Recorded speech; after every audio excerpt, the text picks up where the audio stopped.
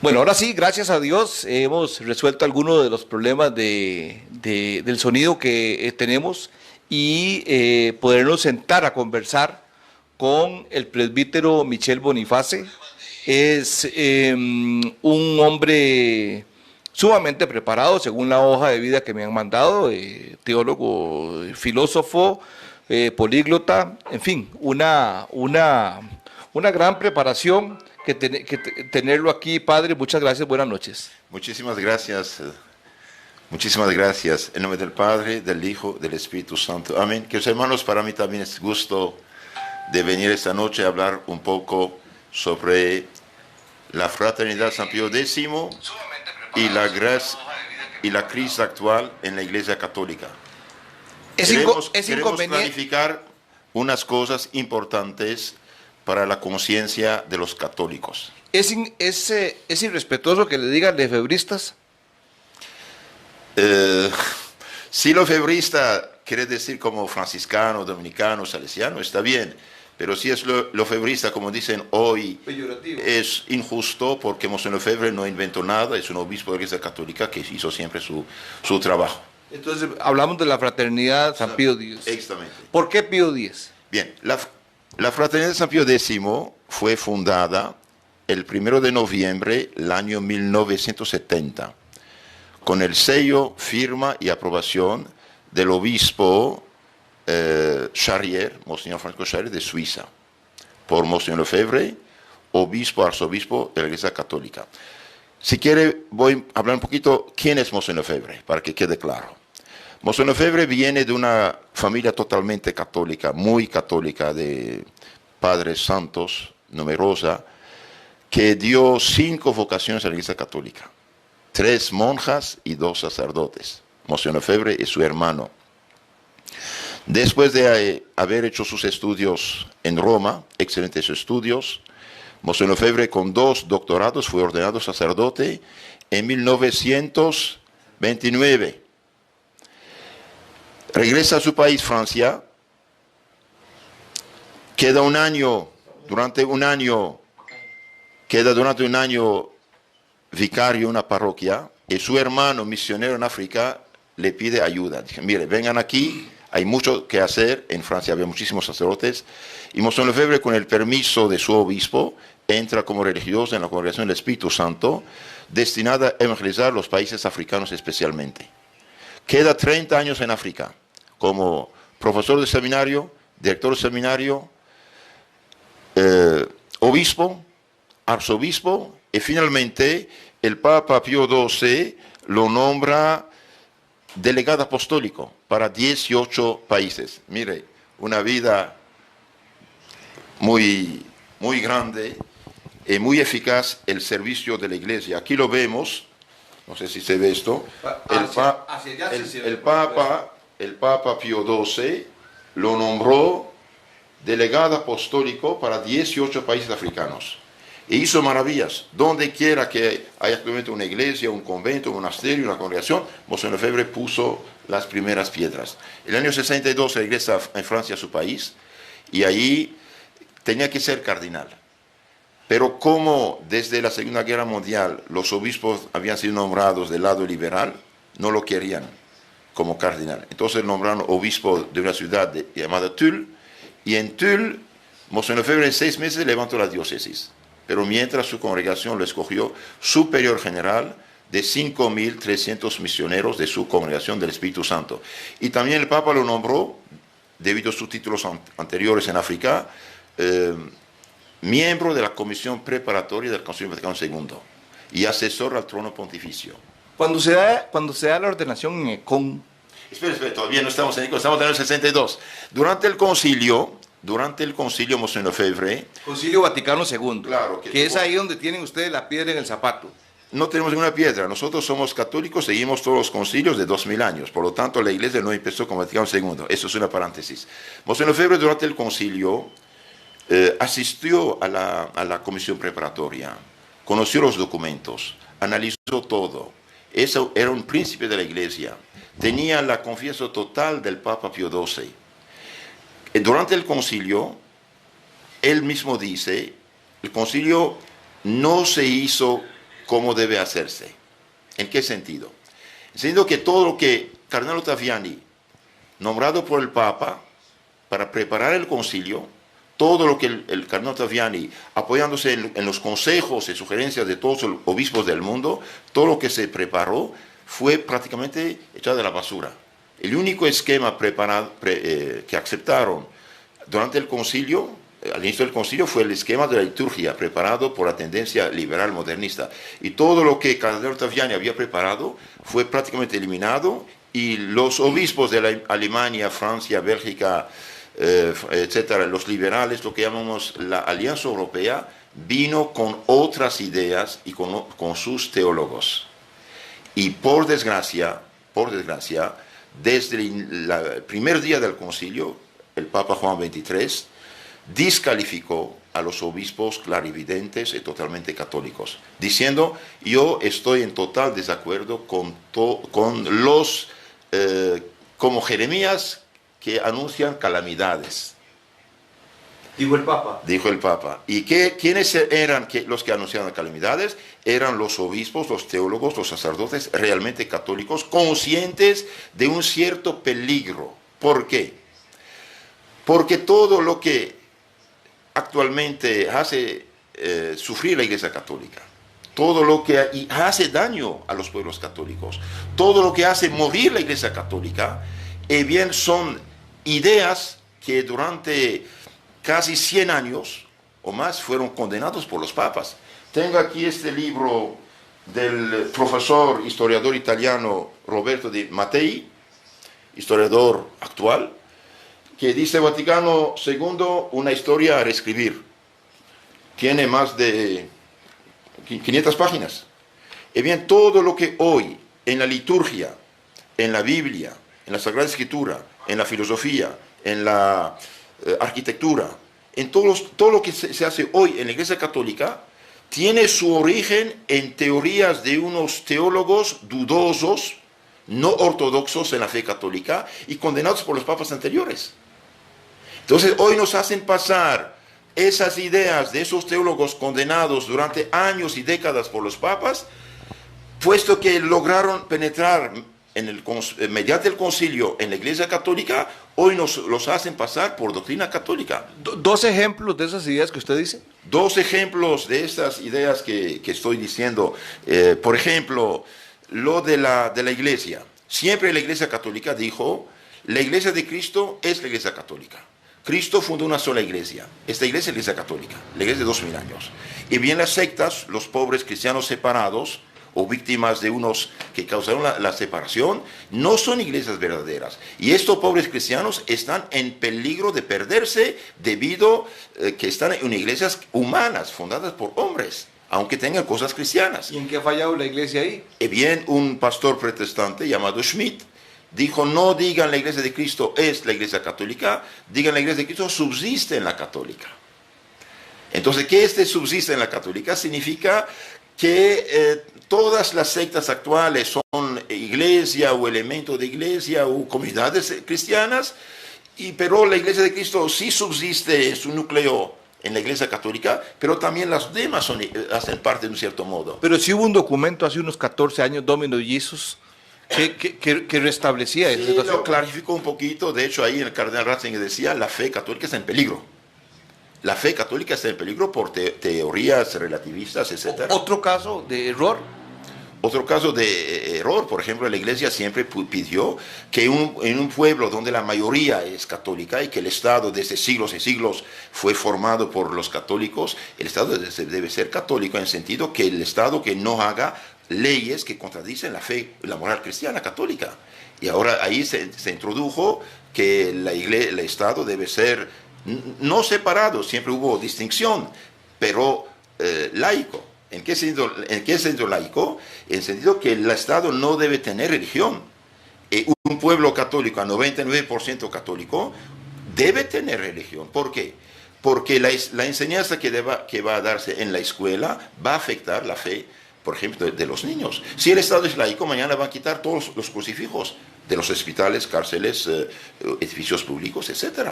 Mañana el cristiano puede tener una cruz en su pecho porque es el Estado laico, como pasó. Del laico pasamos al laicismo. Pero regresamos al concilio. El Concilio Vaticano II es un concilio de la Iglesia Católica, el número 21. ¿Por qué se junta un concilio? Se junta un concilio para solucionar problemas gravísimos. Por ejemplo, el primer concilio fue el concilio de Nicea en 325, cuando un sacerdote filósofo cayó en la herejía, negó la divinidad de Jesucristo nuestro Señor. Ario, sí.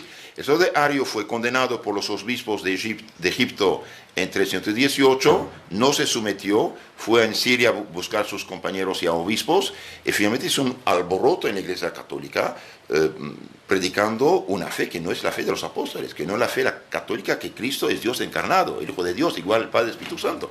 Entonces Constantino, que en 312 había dado reconocimiento a la Iglesia para las persecuciones, dijo: mire, yo me acerqué, me hice cristiano, para tener la paz del Evangelio, ustedes se pelean, entonces júntense, por favor, júntense y yo favorezco la reunión del concilio. El concilio Ario fue condenado por hereje, él y dos obispos, y bien Ario, para ser breve, fue desterrado, después quiso reconciliarse y finalmente murió, pero sus partidarios, después de Constantino, lograron tomar el control en la Iglesia Católica.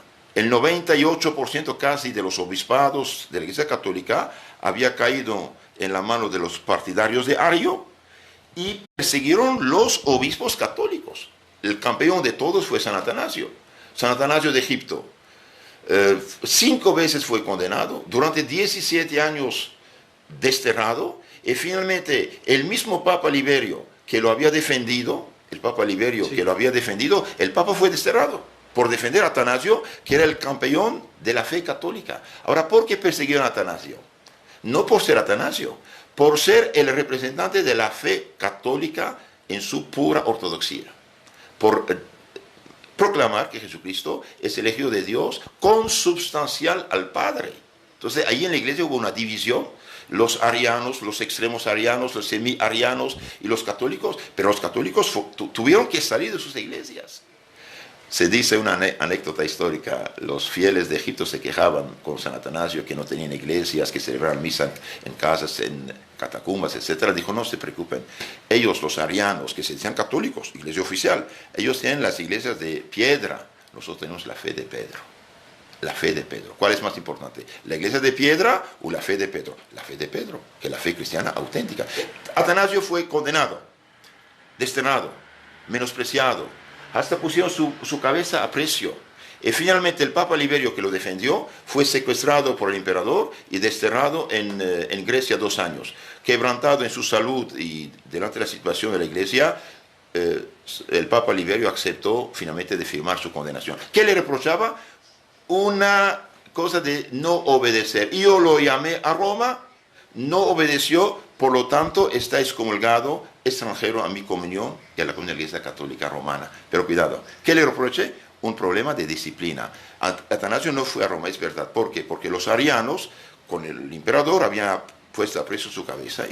¿Y qué valió la excomunión de San Atanasio en 357? Nada. Hoy Atanasio es santo, padre, doctor de la fe católica. El pobre Liberio, a pesar de saberse desterrado, hoy no es santo. Padre, pero entonces un error en la iglesia puede pasar. Un error pasó en el pasado. La mayoría de las diócesis, de las parroquias, de las iglesias, de la Iglesia Católica, estuvieron en mano de unos cristianos desviados, que llamamos hoy hereje, arianos, semi-arianos, que no afirmaban totalmente la fe católica, y los católicos que defendían totalmente la fe católica fueron rechazados y hasta condenados, y supuestamente excomulgados. Y hoy la Iglesia Católica da gracias a estos campeones de la fe: San Atanasio de Alejandría, San Hilario de Poitiers en Francia, San Eusebio de Vercelli y muchos otros. Ok, entonces, del Vaticano II, ¿usted qué rescata como bueno? Ustedes. Entonces, durante el Concilio Vaticano II, hubo 2 partidos. Lo que se preparó durante varios años y bien preparado no fue utilizado. Desde la primera junta, bien, hubo un problema. ¿Cuál problema? Rechazaron lo que había sido preparado. Y esto no es normal. Si un concilio no es cualquier cosa, afecta a siglos la vida de la Iglesia. ¿Por qué rechazaron todo lo que, con orden y permiso del Papa, el canónigo Ottaviano había preparado? ¿Por qué? Si ustedes quieren saber el verdadero Vaticano II, el que tenía que haber sido, bien, busquen en los documentos de la preparatorios. Ustedes van a ver que es otra cosa.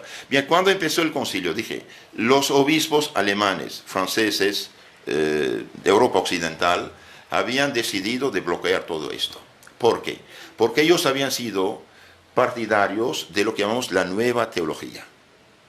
¿De dónde viene la nueva teología? La nueva teología viene de los modernistas condenados por el Papa Pío X.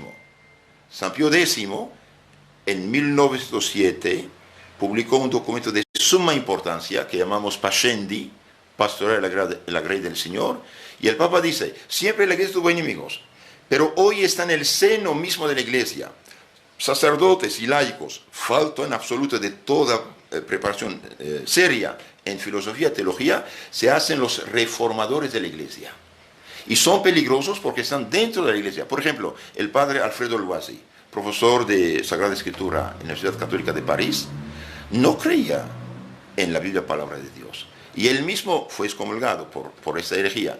Pero él mismo dice, yo hace años no creía. Sin embargo, celebraba misa, predicaba y daba cursos de Biblia. Entonces los modernistas, ellos mismos dicen, no tenemos que salir de la Iglesia para hacerla evolucionar en su sentido. Pero ya no creen en la fe católica.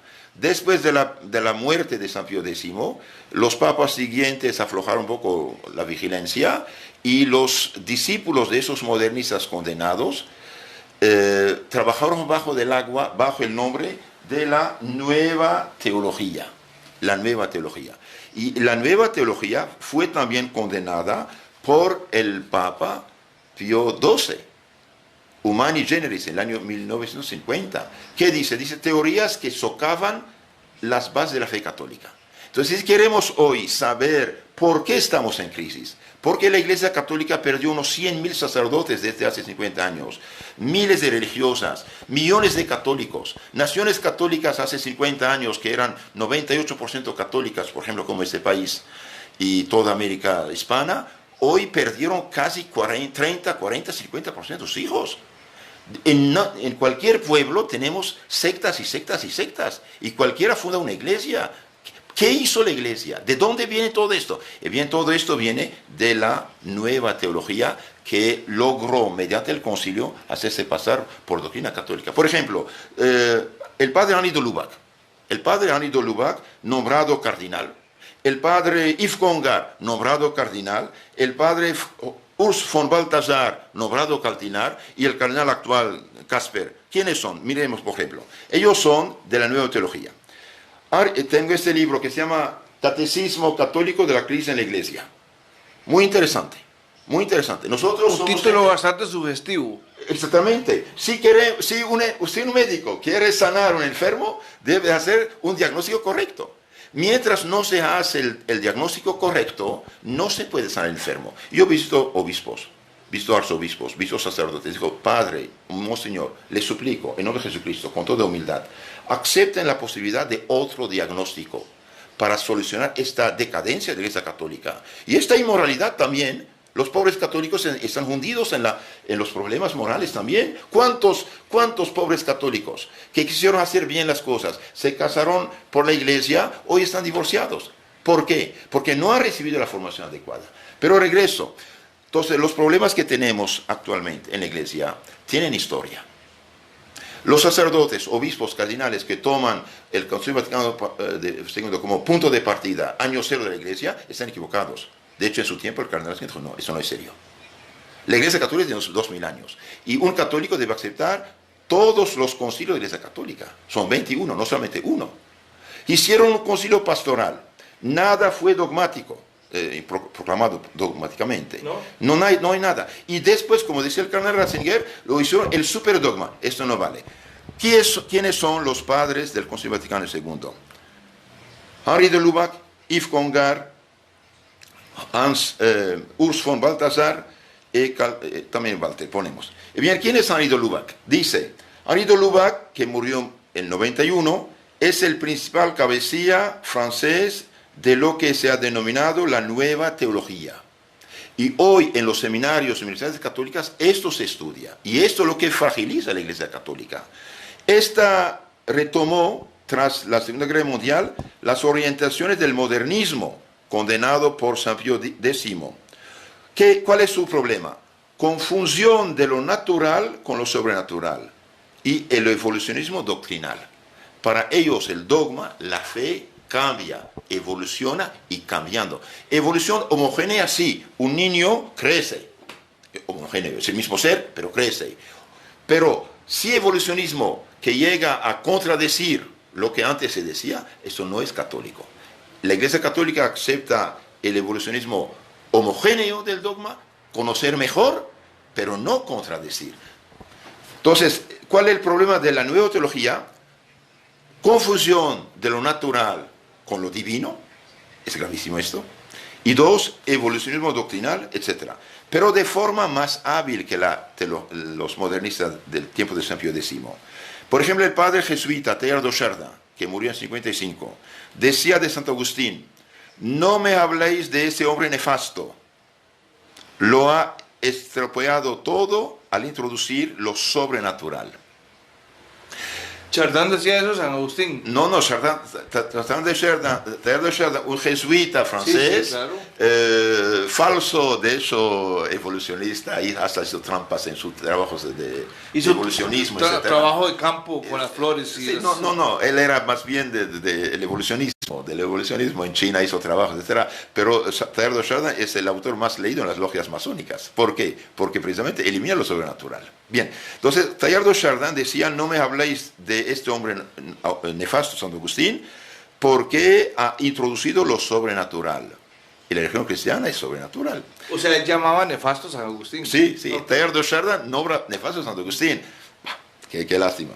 Su hermano de orden, el padre Henri de Lubac, quien siempre lo defendió y no dudó para ello ni siquiera en falsificar su correspondencia, pretendiendo haberla publicado íntegramente. Y bien, el padre Henri de Lubac es bastante más sutil. Él admite en principio la distinción entre natural y sobrenatural, pero enseguida se entrega conscientemente en sus libros a que esa distinción pierda toda consistencia. Entonces, confundir lo natural y lo sobrenatural es una grave falsificación de la fe católica. Entonces, él sí hace la distinción porque sabe que si lo niega es hereje, pero concretamente le quita toda consistencia. Sin negar nada categóricamente, los modernistas y la nueva teología se caracteriza por hacerlo todo flexible, poniendo sistemáticamente por delante a los autores menos precisos. ¿La confusión viene de Dios? No. Dios es luz, Dios es claridad. Pero padre, vamos a... Termine ahí para aterrizar en casos muy concretos. Pío XII condenó las principales tesis de la nueva teología en Humani Generis en el 50. Pero la encíclica no fue obedecida. Henri de Lubac, a quien sus superiores romanos habían prohibido la enseñanza, fue teólogo del Concilio Vaticano II y nombrado cardenal. Algo no funciona. ¿Cómo es posible que un hombre condenado por su falsa teología sea teólogo de un concilio de la Iglesia Católica? Pero un teólogo debe tener sana doctrina. Una persona puede conocer la Biblia de memoria y si no tiene sana doctrina, no interpreta bien, no es correcto. Entonces, no solamente no tiene sana doctrina Henri de Lubac, sino que destruye la fe católica. Y sin embargo, lo llama al concilio como experto del concilio y más tarde lo hacen cardinal. Yves Congar, para no alargar demasiado, Yves Congar, el Papa le prohibió hasta hacer una conferencia. ¿Por qué? Porque él mismo dice: estoy en el margen de la iglesia entre católico y no católico. Él dice: yo no paso ni un solo mes sin leer Lutero. Y este hombre que fue condenado también por sus errores en materia de eclesiología, él mismo dice en su diario que fue dos veces fue a Roma, urinar frente a la puerta del Santo Oficio, la doctrina de la fe, en señal de menosprecio. Este hombre también lo invita en el concilio como experto, influyó grandemente en el concilio y Juan Pablo II lo nombró cardenal en 94. Hans von Balthasar, otro teólogo que se dedicó a reconstruir la teología a base de filosofía, filósofos y poetas modernos, muy influido por la falsa mística Adrián de Speyer, desarrolló igualmente la tesis del infierno vacío. Infierno existe, dice, porque si dice no existe es un hereje, pero está vacío. Y esto contradice el Evangelio. Cuando preguntan a Cristo, Señor, ¿muchos salvarán? ¿Qué dice Cristo? Entra por la puerta estrecha, ancho el camino que lleva a la perdición. Entonces, el infierno sí existe, pero está vacío. Ojalá, pero según el Evangelio y los santos, no es vacío. Y bien, ¿cómo es posible que esta gente condenada por errores graves lo hagan expertos de un concilio de la Iglesia Católica, no teniendo la sana doctrina? Y después lo hacen cardinales. Por ejemplo, Walter Kasper. Walter Kasper, en su libro Jesús el Cristo, niega abiertamente numerosos milagros evangélicos. Hemos de considerar legendarios, dice, muchas de las historias de milagros contenidos en los evangelios. En esas leyendas hay que buscar menos el contenido histórico que su intención teológica. Y bien, esto es una herejía. Y sin embargo, este mismo Walter Kasper, hoy cardenal, y bien, niega también la resurrección física de Cristo.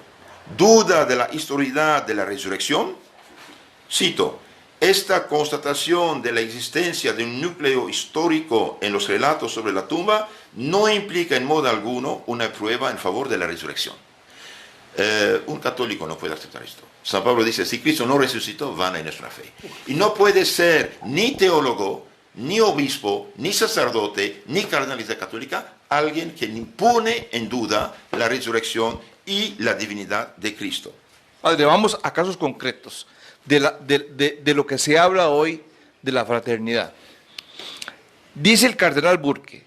Discúlpeme, siquiera hacemos algo histórico, es mejor. Entonces, en el concilio Monseñor Lefebvre, con unos 250 obispos, se dieron cuenta que íbamos a una ruina.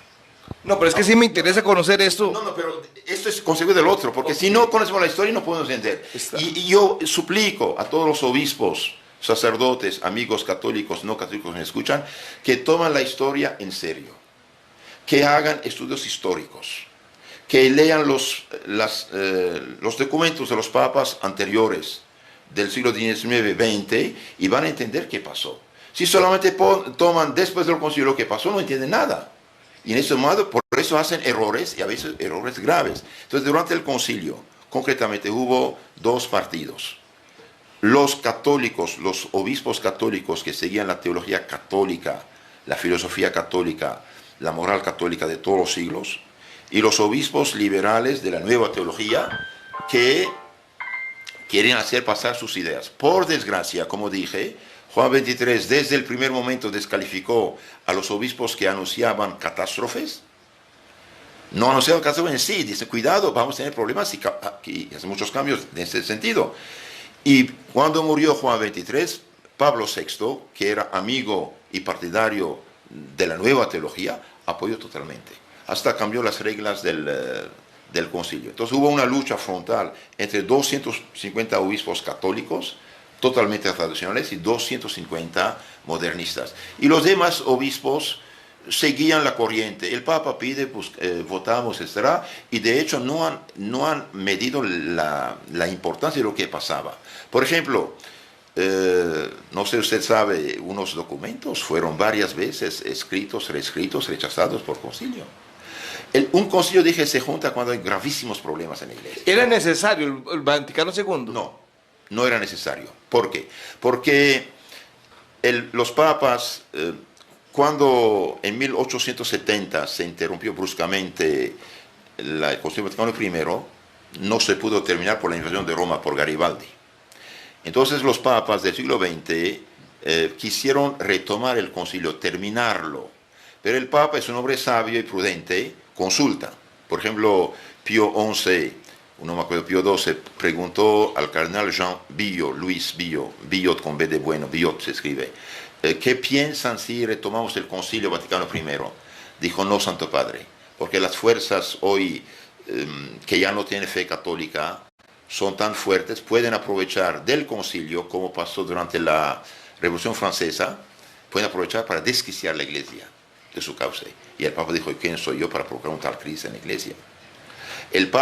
Los papas sí querían, pensaban en el concilio, pero dijeron, el peligro es grande. Por eso los papas del siglo XX escribieron muchos documentos, encíclicas, para solucionar los problemas que había. ¿Ustedes algún momento han desconocido a algún papa después de Pío XII? Jamás. La fraternidad reconoce a todos los papas, desde San Pedro hasta Papa Francisco. Pero sí hacen diferencias, por ejemplo, de Pío XII para atrás y luego Pablo VI, Juan XXIII, Pablo... El Papa es Papa, que sea Pedro, Pablo, Juan, no importa, el Papa es Papa, como un padre de familia.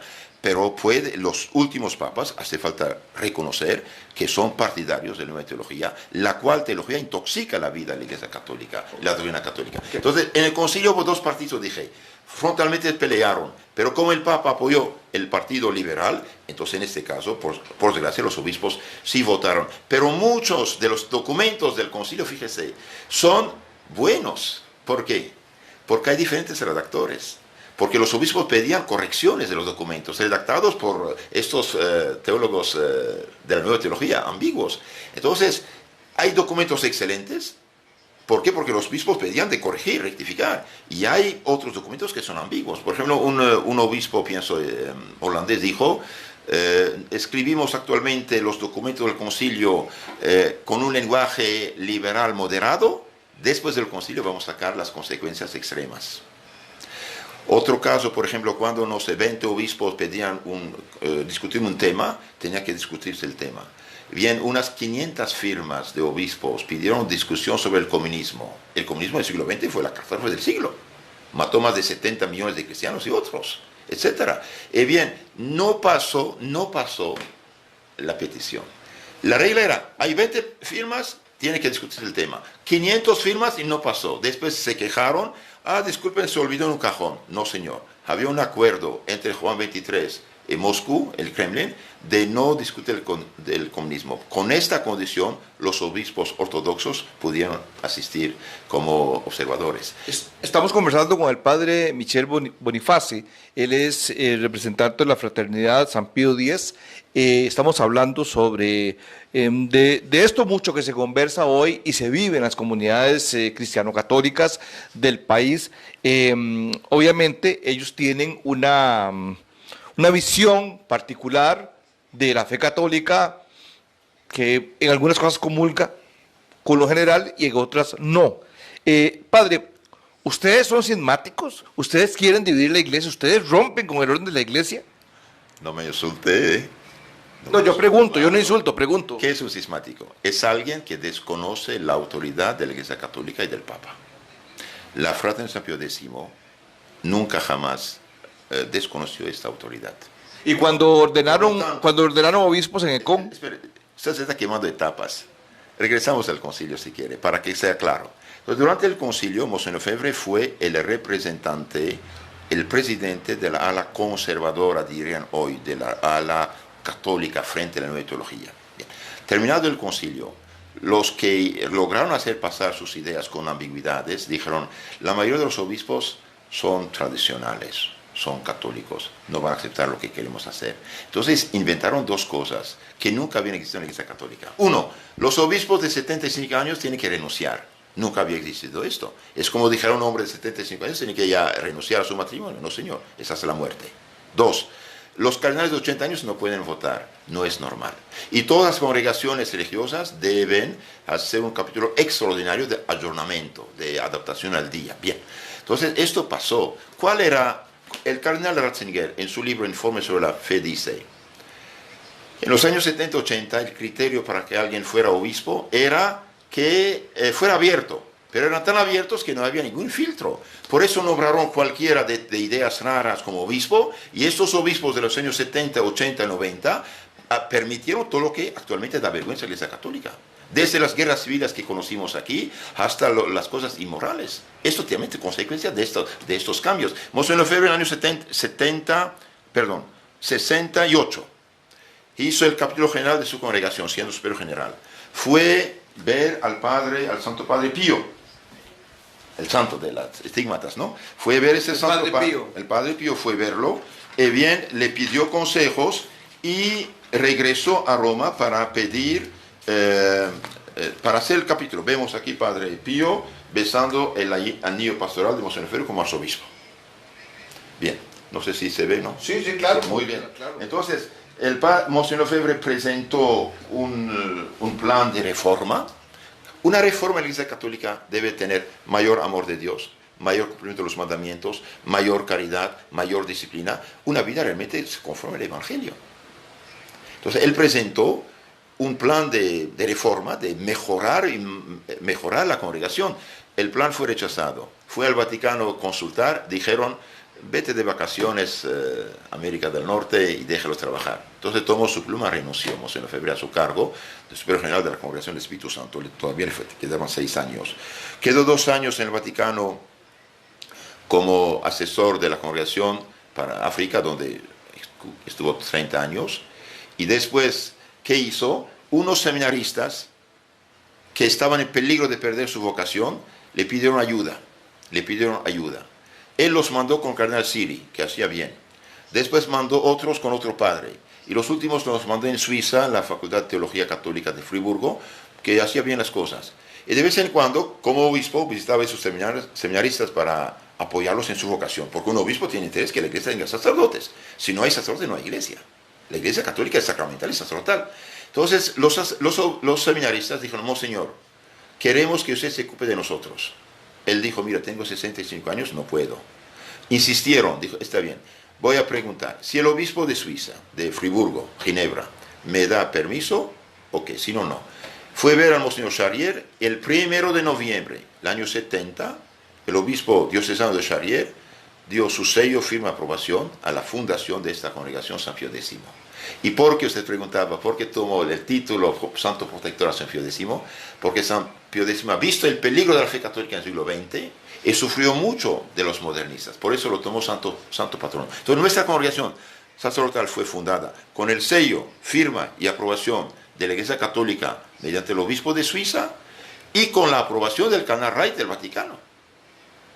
Entonces no es algo que cayó así del cielo. Es una congregación igual que todas las congregaciones de la Iglesia Católica. Franciscanos, agustinos, jesuitas. Exactamente, con firma, sello y aprobación del obispo de Suiza y del Vaticano. En pocos años, el seminario de Monseñor Lefebvre en Suiza estaba lleno. Y los obispos de Francia, cuando vieron que una tercera parte de los seminaristas de Francia iban con él, buscaron una formación seria, tuvieron miedo, porque ellos habían perdido unos 40% de los fieles, por ejemplo, en París, según el cardenal Martí. Entonces, los obispos de Francia dijeron al cardenal Villot, secretario de Estado, Monseñor, ¿qué hacemos? Muchos no siguen el cambio de la misa, porque la misa fue cambiada en el año 70. Monseñor Lefebvre analizó las cosas. Dijo, nosotros vamos a seguir la misa como siempre. Es verdad que Pablo VI permitió la misa moderna, pero no dijo nada de la antigua. Nosotros vamos a seguir la misa antigua. ¿Ustedes por qué se oponen a la misa moderna? No quiero brincar mucho para que la gente que nos mira entienda el filo de la historia. Pero es que la gente tiene preguntas, ahí estamos aquí, usted ha visto cómo estamos aquí, tiene preguntas muy concretas que quiere... Sí, pero si no conocen la historia, queden en sus dudas. Monseñor Lefebvre, dije, fundó la congregación con el sello, firma y aprobación de la Iglesia Católica, como todas las demás congregaciones. 4 años después, su seminario está lleno. ¿Por qué? Porque la gente seria busca una formación católica seria. Entonces, ¿qué pasó? Los obispos de Francia, que no querían a Monseñor Lefebvre, por ser, hoy dirían, conservador, o más bien demasiado católico, y no seguir las modas teológicas, etc. Entonces dijeron al cardenal Jean Villot con V de Victoria, ¿qué hacemos? El cardenal Jean Villot dijo, en 6 meses nos salvará Monseñor Lefebvre. Mandó una comisión de inspección a la nueva congregación, lo que es normal. Todo bien, todo bien, todo bien. Y el último día lanzaron cáscara de banano, poniendo en duda la resurrección física de Cristo y la inmutabilidad de la verdad, etc. Monseñor Lefebvre escribió una carta diciendo, de todo nuestro corazón adherimos a la Roma, madre y maestra de la verdad católica, Rechazamos las novedades actuales que todas vienen del liberalismo y conducen a la muerte de la fe católica. No estamos de acuerdo con esos cambios. Entonces lo llaman a Roma, una discusión de 4 horas con 3 cardenales, todo fue grabado, con derecho a tener una copia, nunca le dieron la copia, y poco después mandaron suprimir la congregación San Pío X. Monseñor Lefebvre dijo, mire, si yo hice un error en mi carta, me someto a un juicio. Júzguenme, por favor. Hace apelación a la Corte Suprema del Papa, no lo juzgaban. Entonces, él mismo fue a quejarse en Roma, júzguenme, me someto. Si tengo un error, me someto. Y bien le dijeron, la justicia dijo, nos prohíben juzgarte. Nunca hubo juicio. Él dijo, debido a que no me juzgan, yo sigo adelante. No cierro el seminario. Llega el tiempo de las ordenaciones. Roma manda un padre Danis, no haga ordenaciones. Dijo, discúlpeme, según la ley de la iglesia, el que hizo sus estudios, fue aprobado y examinado, tiene derecho a su ordenación. Hizo las ordenaciones. El día anterior a la ordenación, el padre Danis, mandado por Pablo VI, dijo, mire, monseñor, es muy sencillo. Celebra una sola vez la misa moderna y no hay ningún problema, ni siquiera financiero para el seminario. Monseñor dijo, no pongo, no la conozco, celebro la antigua. Hizo las ordenaciones, fue suspendido a divinis, es decir, le quitan derecho a dar los sacramentos. Pero reflexionemos un poquito. Si sus adversarios ideológicos estaban seguros que era culpable, condonable, juzgable, ¿por qué no hizo un juicio en forma? Él hizo apelación a la Corte Suprema. ¿La Corte Suprema para qué sirve? Para evitar abusos. Si estaban sus adversarios seguros que era juzgable, condenable, ¿por qué no hicieron el juicio? Porque si hubieran hecho el juicio sobre esta carta famosa de la declaración de 21 de noviembre de 74, bien, él hubiera sido felicitado y sus adversarios condenados. ¿Por qué? Porque dice la verdad. Un día ese documento será presentado en su causa de canonización. Entonces, Monseñor Lefebvre nunca fue juzgado. Nunca. Y todos los demás problemas vinieron de esta falta de primer juicio. En el año 88 dijo al Papa, Santo Padre, ya no puedo trabajar, estoy enfermo de una enfermedad de África, por favor ponga un obispo en mi lugar. De hecho, hasta firmó con Cardenal Ratzinger un protocolo de acuerdo, de reconciliación. Porque nunca hubo separación. Siempre la fraternidad rezó por el Papa y por el obispo del lugar. Y yo rezo cada día por el Papa Francisco y por el obispo del lugar, en la misa. No tengo otro Papa. El Papa actual es el Papa. Entonces, Monseñor Lefebvre nunca fue juzgado. El Papa dijo a Monseñor Lefebvre, está bien, haga un obispo. Monseñor Lefebvre presentó la terna, es decir, 3 biografías de sacerdote para que escogiera quién va a ser obispo, y nunca llegó la respuesta. Decían que muera, se acabó. Y Monseñor Lefebvre diciendo, no es falta mía, es una crisis general, las almas por millones están en peligro, y yo no puedo dejarlos huérfanos. Por lo tanto, él tomó, basándose en el derecho de la iglesia, tomó la decisión de consagrar 4 obispos. Es verdad que Roma no mandó el papel. Ok, ¿por qué no lo mandaron? ¿Acaso una congregación que tenía en esta época 6 seminarios y unos 200 seminaristas y 300 sacerdotes no merece un obispo? ¿Por qué no le mandaron? Porque decían que muera, se acabó. El problema, hermanos míos, no es Monseñor Lefebvre, es la misa antigua, la teología antigua, la disciplina antigua, los valores católicos de 2000 años. Exactamente como San Atanasio fue la oveja negra de los arianos de su tiempo, Monseñor Lefebvre fue la oveja negra de los modernistas de nuestro tiempo. ¿Usted nunca ha oficiado misa nueva? No. ¿Por qué? O sea, si es un acuerdo de un concilio de la iglesia. No. El Concilio Vaticano II nunca dijo hagan nueva misa. Dijo de reestudiar los textos, de dar un poco más vernáculo, traducciones. Nunca dijo de hacer una nueva misa. Ahora, hablando de la nueva misa, el borrador de la nueva misa, presentado al Sínodo de los Obispos del año 68, fue rechazado en mayoría de los obispos presentes. Dijo no. Cuando entonces hizo unos cambios, y el año 69 dijeron, vamos otra vez nueva misa. El número 2 en la Iglesia Católica, el cardenal Ottaviani, escribió una carta al Papa Pablo VI diciendo, Santo Padre, es nuestro deber de cardenales, de consejeros del Papa, de alertarlo. Después de haber rezado y reflexionado mucho, es nuestro deber de decirle que la nueva misa se aleja de una manera sorprendente, impresionante, tanto en conjunto como en detalle, de la teología católica de la misa, tal cual fue fijada en la 20ª sección del Concilio de Trento.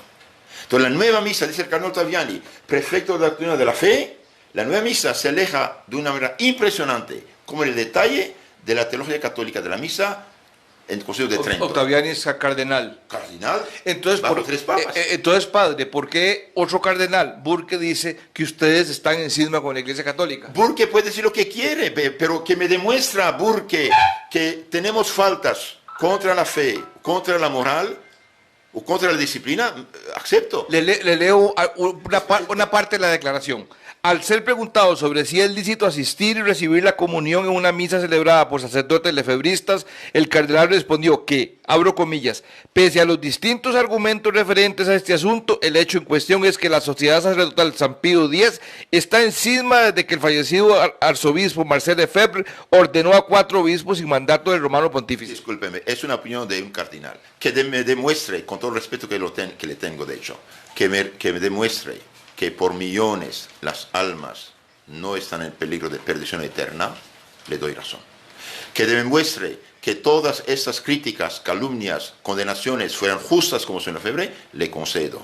Y la prueba que no es verdad, porque el Papa Benedicto el 21 de enero de 2009 mandó anular La excomunión. con todos sus efectos, cuidado, la excomunión ipso facto. Supongamos usted lleva un moribundo al hospital, quema 5 semáforos rojos. La policía no puede quitarte tu licencia. ¿Por qué? Porque eres ambulancia. Monseñor Lefebvre dijo, yo no me separo de la Iglesia Católica, no me separo del Papa. En una crisis excepcional de la fe, doy a los católicos los medios de sobrevivir en su fe. Hermano mío, hacer un obispo no es, sin el permiso del Papa no es un dogma de fe. Hasta el año 1000, que yo sepa, los obispos hacían otros obispos. Para evitar abusos del Papa concentró todo en su mano esto. Hacer un obispo, de esto hasta el año 1948, cuando un obispo hacía sin permiso de Roma un obispo, no estaba excomulgado. La excomunión lo puso Pío XII para proteger la Iglesia Católica en China, cuando Mao Zedong quiso tomar la Iglesia China bajo su mando. Entonces, Monseñor Lefebvre pidió permiso de hacer los obispos. Le dijeron que sí, y nunca llegó la carta. ¿Por qué? Porque esperaron que muriera.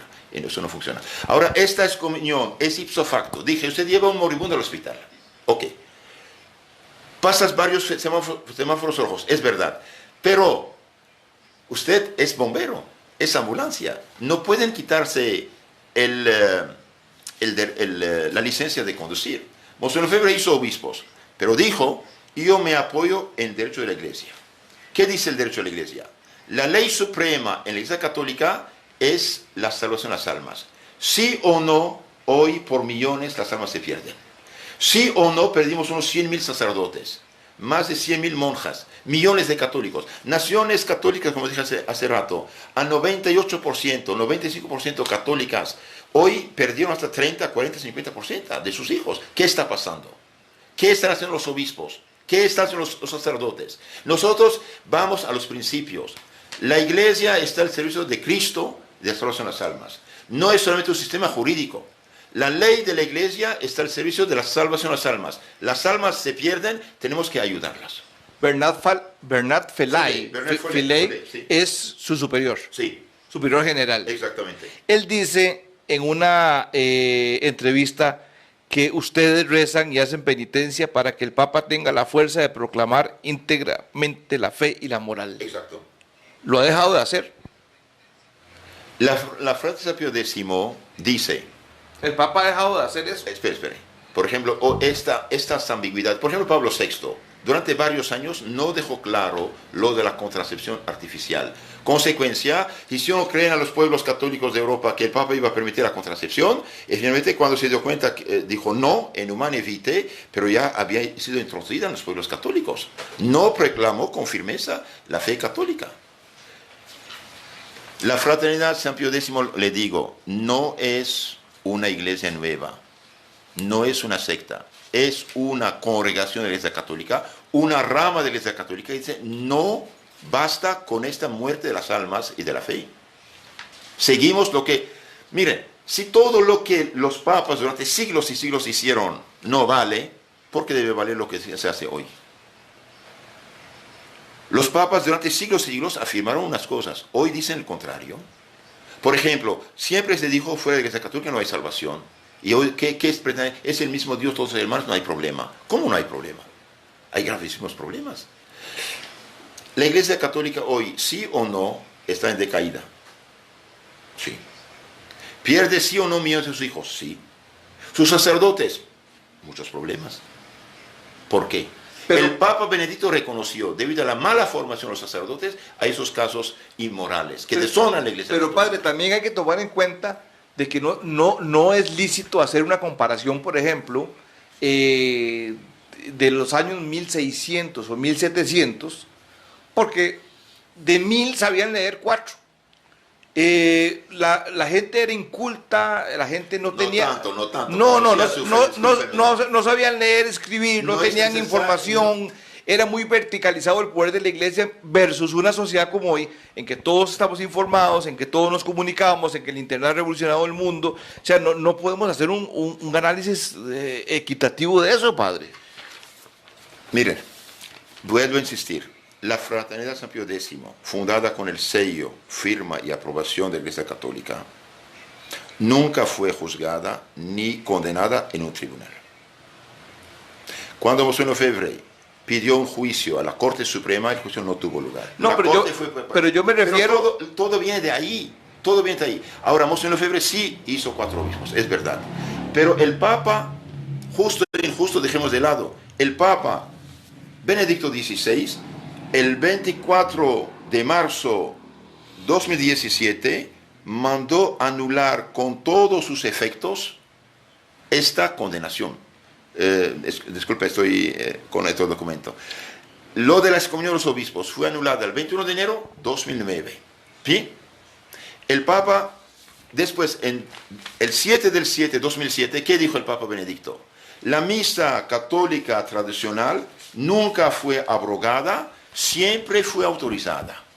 A nosotros nos atacaron durante 37 años casi, de rebeldes, de malos, esto, aquello, por celebrar esta misa católica, que nunca fue abrogada y siempre autorizada. Y dice el Papa, en su Summorum Pontificum, dice en motu propio, y documento importante, dice, para dicha celebración, siguiendo uno u otro misal, el sacerdote no necesita permiso alguno, ni de la sede apostólica, ni de su ordinario. Entonces, todo sacerdote tiene el derecho, por permiso del Papa, de celebrar la misa tradicional. Pero en unas declaraciones del Papa Francisco, él dice que les ha autorizado a ustedes, por ejemplo, los matrimonios y la confesión, el sacramento de reconciliación. Exacto. No habla de la misa. No, aquí es el Papa Benedicto. El Papa, pero hablo del Papa Francisco. Espere, un Papa que decidió una cosa, el Papa siguiente no va a volver a hacer todo. Esto de la misa es magisterio de la Iglesia, es doctrina de la Iglesia. El Papa Benedicto dice, con motu propio, documento del Papa, esto es vigente, no fue anulado. Papa Benedicto dice, la misa tradicional nunca fue abrogada, prohibida, siempre autorizada, y todo sacerdote puede celebrarla sin pedir permiso, ni al Vaticano, ni al obispo del lugar. Esto de la misa. Ahora, de las confesiones, a nosotros nos reprochaban que debido a nuestra situación, ellos nos pusieron esa situación, de hecho. Ellos nos pusieron en esa situación, porque hemos pedido un juicio en forma, nunca tuvo lugar. Y después nos atacan de trabajar, nos impiden trabajar. Quieren que la tradición muera, sea sepultada. No se puede. Lo que viene de Dios no va a morir. Una señal de algo que viene de Dios, que a pesar de todas las persecuciones, sobrevive. Una pregunta. De las misas que ustedes hacen en las casas, Sí. ¿por qué hay obispos que prohíben o que no ven con buenos ojos esas misas en las casas? ¿Y a dónde está el signo mayor de ruptura donde ustedes no pueden ir a los templos? Esta noche yo pido oficialmente a todos los hermanos sacerdotes, a todos los obispos, que nos abran las parroquias, las iglesias, las capillas, vamos a celebrar ahí. Si no nos dejan celebrar en las iglesias que nuestros padres en la fe han construido, necesitamos celebrar en las catacumbas. ¿Qué hacemos? Y yo pido aquí a todos los obispos, a los sacerdotes hermanos, que nos abran las puertas. Hablan mucho de ecumenismo, de caridad, de que nos ayuden. Y yo pido que nos dejen celebrar la misa. Pero si no me dejan celebrar la misa en la capilla o en la parroquia, entonces tengo que celebrar donde pueda. En honor a la verdad, hay obispos en varios lugares que me permitieron celebrar la misa en sus parroquias, en sus capillas personales o en sus monasterios. ¿Aquí en Costa Rica? No, No. en otros países. Sí. Aquí todavía no tuve la dicha de ver todavía los obispos, porque yo soy nuevo aquí. Bien, yo también pido a los señores obispos. ¿Usted ha buscado algún acercamiento con los señores obispos? Acabo de llegar, tengo poco aquí yo. Okay. Yo tengo poco aquí. Yo pido a los señores obispos, con todo respeto y cariño de obispo, que yo reconozco como obispo, cuyo nombre cito en la misa que celebro, que me dé audiencia. Yo lo he visto con mucho gusto. Y los señores párrocos también. Y les pido, les suplico que no digan lo que no es correcto. Por ejemplo, cuando dicen no es válida la misa, no, la validez no depende de la opinión de uno. Si hay sacerdote válidamente ordenado y el Vaticano nos reconoce como sacerdotes católicos, el Papa me da permiso de absolver todos los pecados, me da permiso de celebrar matrimonio, me da permiso. Entonces, ¿cómo pueden decir que no vale la misa que celebro? La misa es válida. La validez de la misa depende si hay sacerdote, realmente sacerdote, pan de trigo, vino de uva y misal católico. La intención, ahí está, yo celebro misa católica, no puede ser, no vale. Que sea ilícito en teoría de ellos, entiendo su postura, porque para esto anda bien. Nosotros decimos no anda bien toda la iglesia. Y debido a que todo no anda bien en la iglesia, ayudamos a los fieles que pidan. Mire, ¿cuántos fieles van a misa actual y salen enojados, tristes, escandalizados? Ya no aguantan. ¿Por qué no ponen remedio a todo esto? Un ejemplo, Vaticano II, mire lo que dice aquí. Vaticano II, en la Constitución Sacrosanctum Concilium sobre la liturgia, dice, párrafo 22, 3 y 23, dice que nadie, aunque sea sacerdote, añada, quite o cambie alguna cosa por iniciativa propia a la liturgia. Cuidado, es importante. ¿Y por qué los obispos dejan violar esto? Ellos que son tan de Vaticano II como dicen, ¿por qué violan la regla? Porque violan el derecho canónico que dice el canon 284, que todo clérigo lleve un traje clerical digno. ¿Por qué se visten de civil, desconocido donde quiera? Vaticano II dice que nadie, aunque sea sacerdote, añada, quite o cambie cosa alguna por iniciativa propia en la liturgia. ¿Qué es esta misa de payasos, de aplausos, de gritos, de bailes? ¿Qué es eso? El Vaticano no dijo esto. Y si los obispos de Vaticano II hubieran sabido lo que iban a hacer, nunca hubieran aceptado esto. La comunión en la mano es una inversión desobediente de los obispos de Europa Occidental. El Papa Pablo VI lloró, no aceptó esto, y finalmente casi lo impulsaron y dio un indulto al inicio y ahora la generalizaron. Los que dan la comunión a la mano, ¿sabe qué hacen? Hacen muy mal. ¿Por qué? Porque ¿cuántas hostias fueron robados de esta manera? Si usted pone un guante negro, ponga una hostia no consagrada, quítala, ve como que hay que algo. Después mira bien. Hay hostias robadas por los satanistas para hacer ritos secos. Por culpa de eso. Es falta de respeto. Como toda gota de agua es agua, bien toda partícula de hostia es Cristo. En su cuerpo, sangre, alma y divinidad. Es falta de respeto a nuestro Señor Jesucristo. Como chicle lo toman. Entonces el concilio dice, no se introduzcan innovaciones, sino lo exige la utilidad verdadera y cierta de la iglesia. Y solo después de haber tenido la precaución de que las nuevas formas se desarrollan, por así decirlo, orgánicamente a partir de las ya existentes. Bien, esto no fue aplicado, esto fue violado. ¿Qué dice el Papa Pablo VI? Bien, el Papa Pablo VI dice, por alguna rendija, el humo de Satanás se introdujo en la iglesia de Dios. ¿Qué es el humo de Satanás? Son todas esas falsas teorías de falsos teólogos, de no doctrina sana. La apertura al mundo fue una verdadera invasión del pensamiento mundano en la iglesia, dice Pablo VI. Es gravísimo esto. Y el Papa Juan Pablo II dice, se han esparcido a manos llenas verdaderas y propias herejías en el campo moral y dogmático. Se ha manipulado incluso la liturgia. Los cristianos hoy inmersos en el relativismo intelectual y moral, y por eso en el permisivismo, se sienten tentados por el ateísmo, agnosticismo, iluminismo, etcétera, etcétera. Es el Papa que dice esto. Padre, para terminar, porque ya nos vence el tiempo. Sí. Yo comentaba con un sacerdote y yo le decía que a mí me sorprende muchísimo, me asusta, algunos, no digo que ustedes, pero digamos, hay muchas facciones católicas que dicen que el actual Papa es el anticristo, que ha profanado el templo de Dios. Por ejemplo, en Colombia hay un hombre con un canal, pero terrible. O sea, ese hombre... Nosotros no somos de esa tendencia. Nosotros reconocemos que un papa elegido por el conclave, aceptado por la Iglesia Católica Universal y por Roma, es papa. Bueno, malo, santo, mediocre, lo que sea. La Iglesia Católica tuvo de todo, desde Borgia hasta Francisco. ¿Qué hacemos? Eso existe. Pero la Iglesia sigue. Para nosotros el Papa Francisco, como el Papa Juan Pablo II, era papa. No estamos de acuerdo con su liberalismo, es verdad, con sus cosas que afectan, pero es papa. Como padre de familia. ¿Dónde cree usted que está el punto de inflexión para tener, por ejemplo, una aceptación total de Roma para ustedes? Roma quiere darnos toda la aceptación total. Somos nosotros que no aceptamos. ¿Por qué? Porque han modificado la doctrina católica en unos aspectos, han desquiciado a la Iglesia de un cierto modo y no quieren reconocerlo. Nosotros decimos, a base de los documentos de los concilios dogmáticos y de los papas anteriores, comparemos, analicemos. Ellos dicen, cállense, sigan los cambios. Concilio Vaticano II siendo pastoral y no dogmático, tenemos nuestras reservas y queremos que se clarifique. De hecho, hace poco el Papa Benedicto reconoció que unos documentos son un poco débiles. Esto va a ser un día estudiado a fondo. Ustedes no tienen ahorita ningún cardenal. No podemos tener cardenales porque el Papa nombra a los cardenales. No necesitamos tampoco. Entonces, de cierta manera, sí les objeta. ¿Sí? Sí les objeta algo el Papa. No, nosotros, cuidado, otra vez repito, si no fuéramos católicos, el Papa no nos diría, pueden confesar incluso los excomulgados. ¿Qué nos reprochan en lo concreto? Seamos sinceros. Sí. La fe católica integralmente la defendemos, comunicamos y practicamos. La fe católica. Por ejemplo, aquí tenemos el Catecismo de San Pío X. Una joya.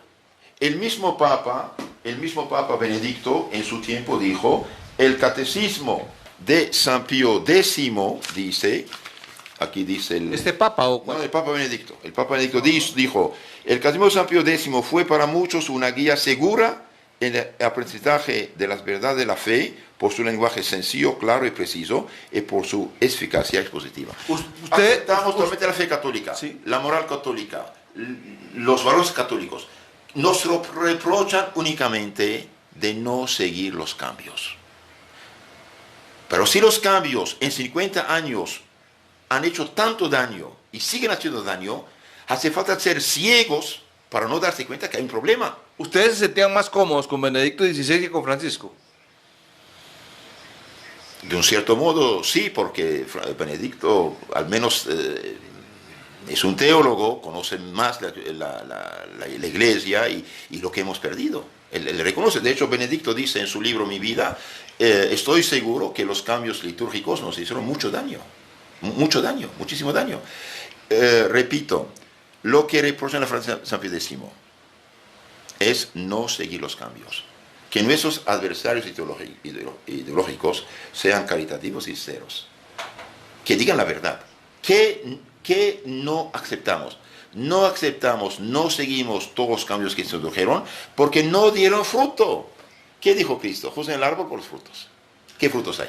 Padre Michel Boniface, que ha sido un gusto hablar con usted.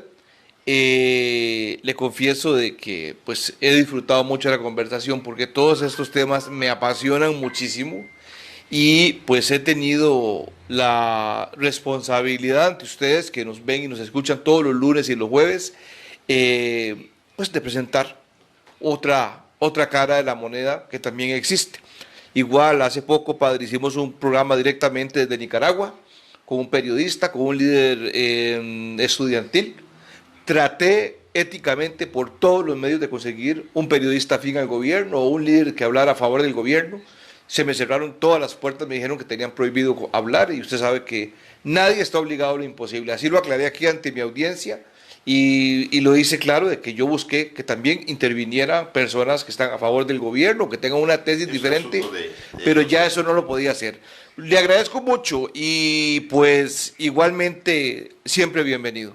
Muchísimas gracias. Quiero otra vez pedir, suplicar a los obispos y a los sacerdotes que nos abran las puertas, al menos que conozcan cara a cara y que nos escuchen, y no solamente porque han leído o escuchado. Nosotros estamos listos a dar nuestra vida por la fe católica, por la Iglesia Católica. Somos católicos apostólicos romanos, no estamos en unas reformas cuya origen no es católica. Por ejemplo, la nueva misa se fabricó con la ayuda de 6 pastores protestantes. Jean Guiton, filósofo francés, amigo de Pablo VI, dijo: el Papa dio orden de eliminar del misal católico todo lo que no agrada a los protestantes. Y el primer sacerdote que celebró misa cara al pueblo del vernáculo sobre la mesa fue Martín Lutero. Si usted busca en YouTube culto Santa Cena anglicana, luterana o calvinista, es mejor dicha que la misa moderna. Las oraciones también son diferentes, no hemos hablado de esto. Por ejemplo, en la misa tradicional, el Padre en el ofertorio dice: recibe Dios Padre esta inmaculada hostia por mis pecados, ofensas, negligencias, necesidades. También por todos los fieles aquí presentes y por todos los fieles cristianos vivos y difuntos para salvación eterna. Esta oración desapareció por completo en la misa moderna. ¿Y Lutero qué decía? Bien, Lutero decía esta abominación que se llama ofertorio. Hay problema. Hay problema gravísimo. La misa no es una cena del Señor, la misa no es una fiesta, es el santo sacrificio de la cruz renovado sobre el altar con la misma eficacia en nuestro provecho. Entonces, el problema es algo de fondo, no es de forma. Bueno, muchas gracias. Muchas gracias. No, a usted, padre, gracias.